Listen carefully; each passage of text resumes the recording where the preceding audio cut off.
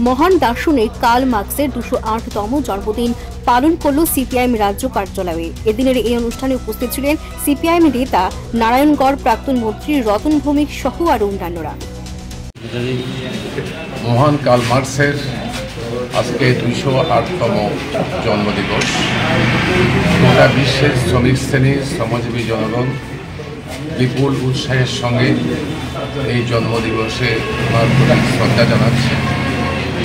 এটা সকলে জানেন যে 1818 সালে জার্মানের ট্রায়ার শহরে কার্ল মার্কস জন্মগ্রহণ করে।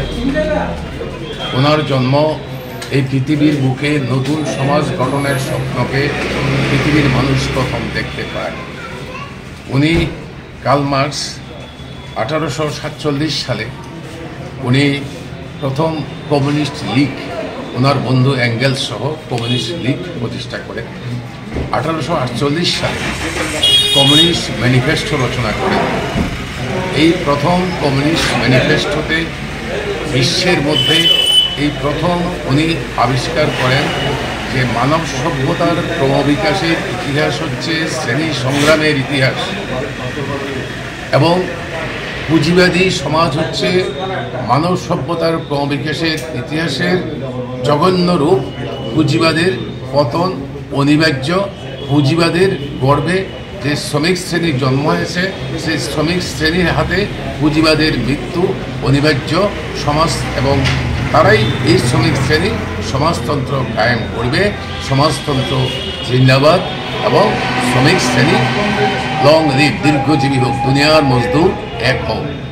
এই উদ্দাত্ত আহ্বান গোটা পৃথিবীকে নাড়া দিয়েছিল 1848 সালে কার্ল মার্কস এবং ফ্রেডারিক অ্যাঙ্গেলস যখন ম্যানিফেস্টো রচনা করেন।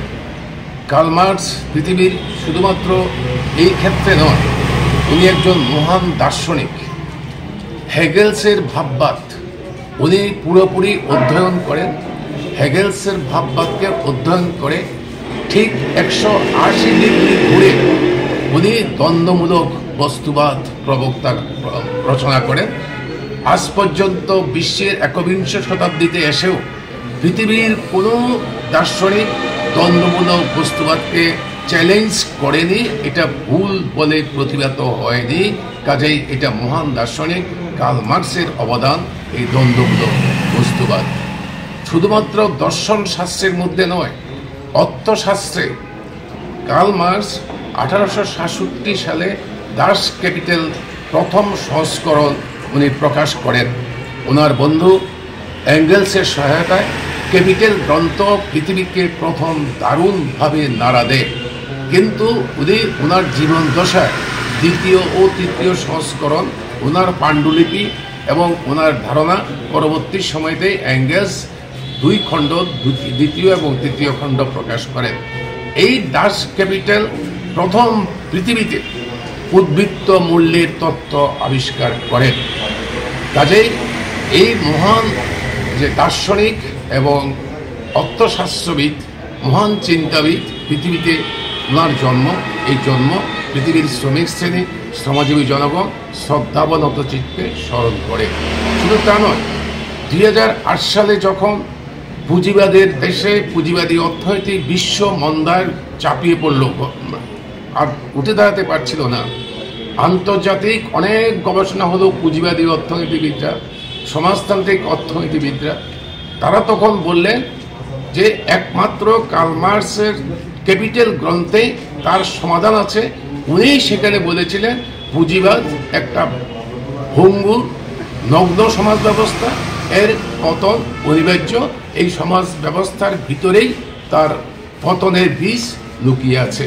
এবং পৃথিবীর মধ্যে তখন অর্থশাস্ত্রের বিজ্ঞানীরা ঘোষণা করেন 200 বছরের ইতিহাসে ইনি হচ্ছে শ্রেষ্ঠ ইতিহাসবিদ যিনি পুঁজি গ্রন্থ রচনা করেন।